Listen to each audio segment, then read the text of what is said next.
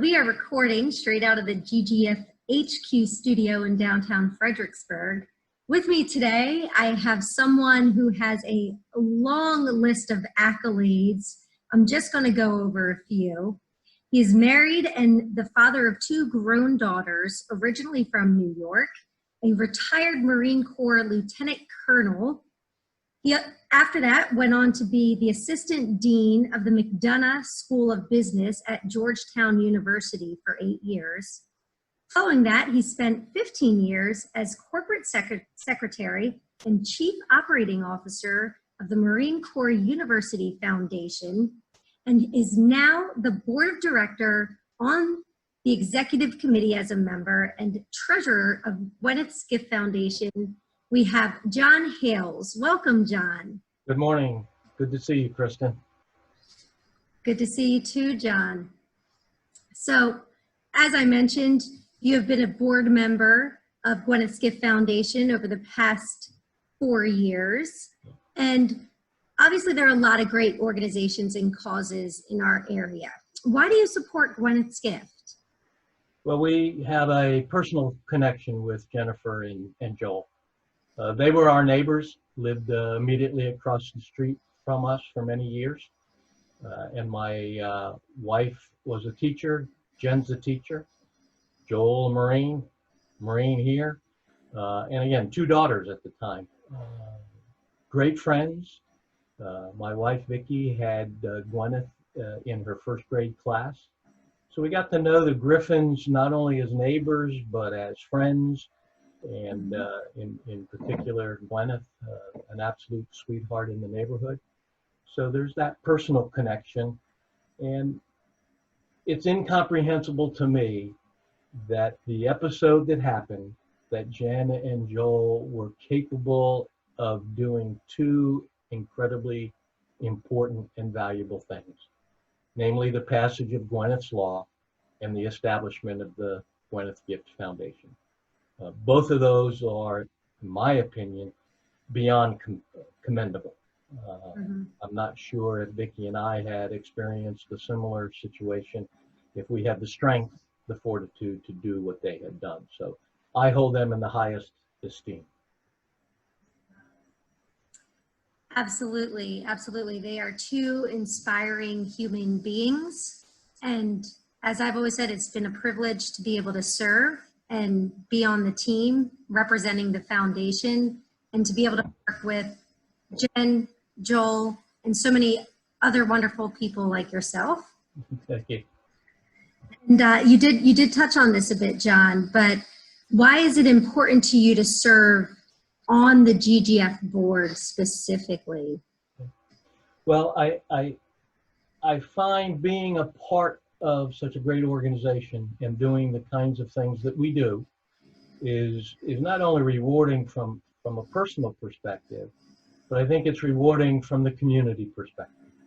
You know, our mission and the things that we do from a program supports perspective, the placement of AEDs, especially the training of our fellow Commonwealth citizens, the scholarship opportunities in Gwyneth's name, and then the awareness, just bringing to the community's attention that they, as an individual, can respond to a call for action.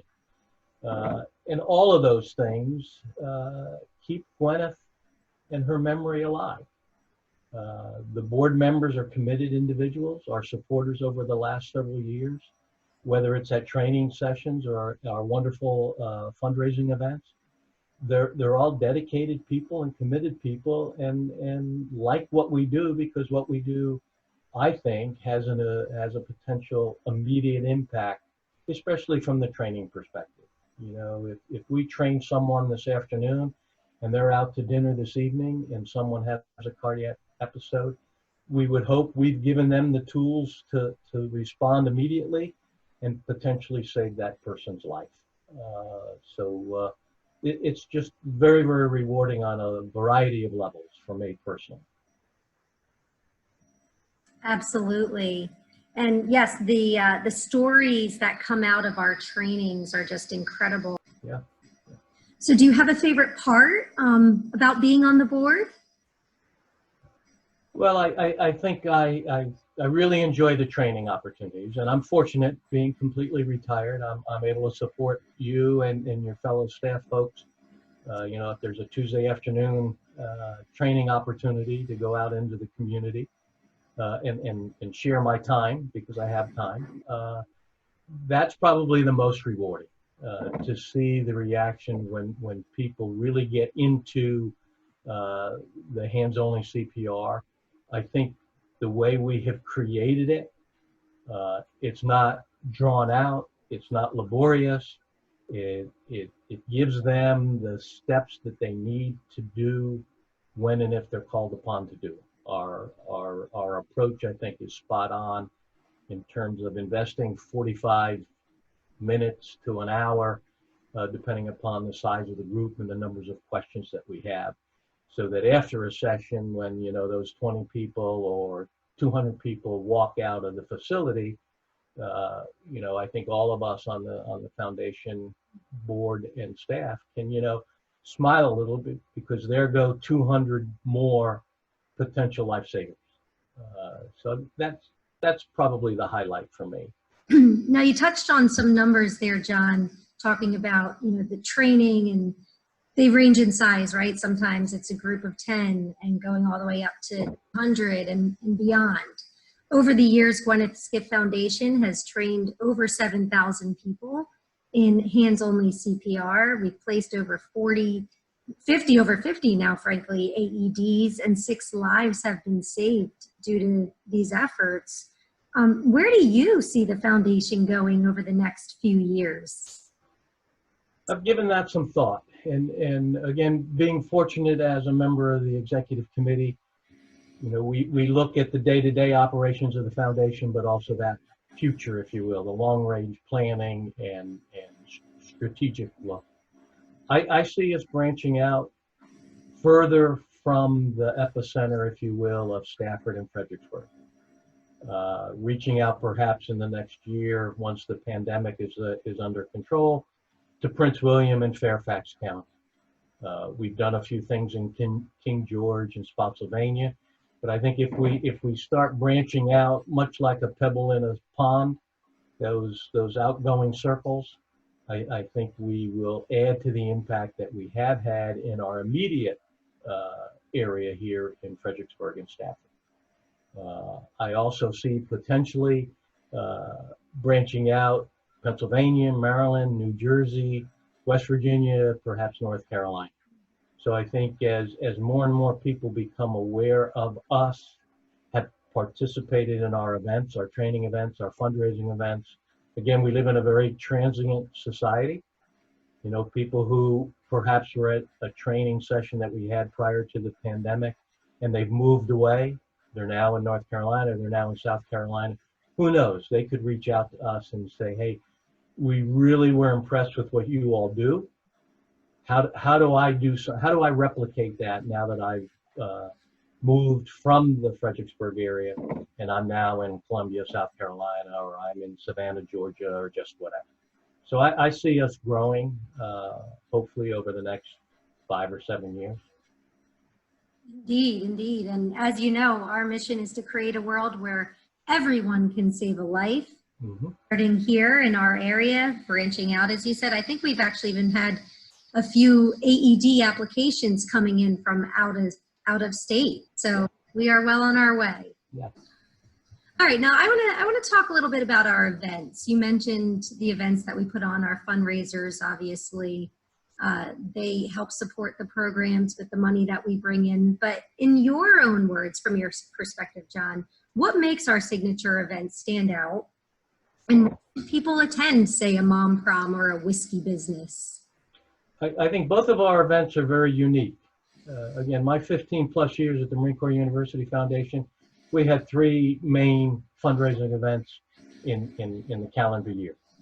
The mom prom obviously is something unique to us. I think it allows moms, ladies, a night out without worrying about us guys. The whiskey business is unique in itself. The group of people who comes to that is very, very varied, if you will. The food has always been good. The conversation has always been good. People, again, enjoy, if that's the right word, what we do.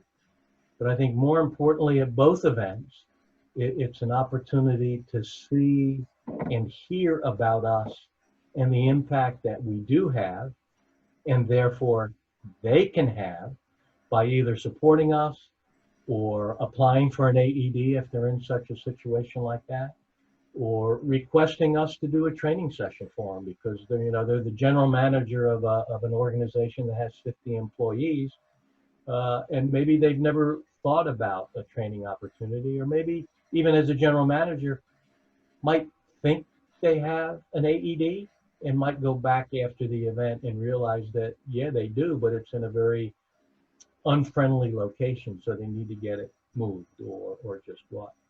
But I think the camaraderie that comes out of our events, I think the awareness that comes out of our events, and the fact that we have a variety of people who come to them, just makes them that much more inviting and enjoyable. I'm gonna let you leave off with one more elevator pitch, if you will, and give you the opportunity to put out to the community if someone is wondering or thinking about supporting Gwyneth's Gift Foundation.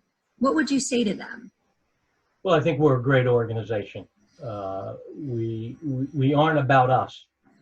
We're about the community.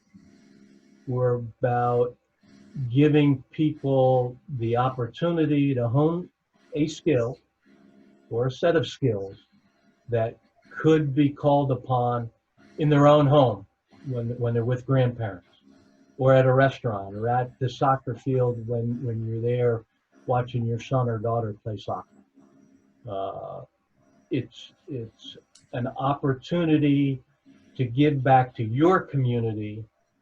It's an opportunity to support a great organization who does good stuff and has good events. So I think it's very rewarding on a variety of levels, as I said earlier. Hopefully some of those will be precautionary as opposed to truly personal. But if they're precautionary at the beginning, they could become very, very personal in the years to come. And if they have those skills, and we were able to impart those skills, it just makes our efforts that much more important and viable, and rewarding, if you will. And there's a great bunch of board members and a great staff. So it's enjoyable having board meetings. It's enjoyable coming to the offices and seeing you and your colleagues post-COVID, pre-COVID.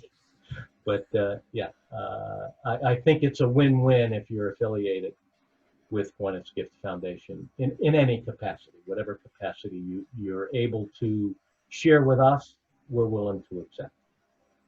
Well said, well said. And many people don't know, because from the outside, we have done so much, right? Like I said, since inception, 7,000 people trained, 50 AEDs placed, 6 lives saved.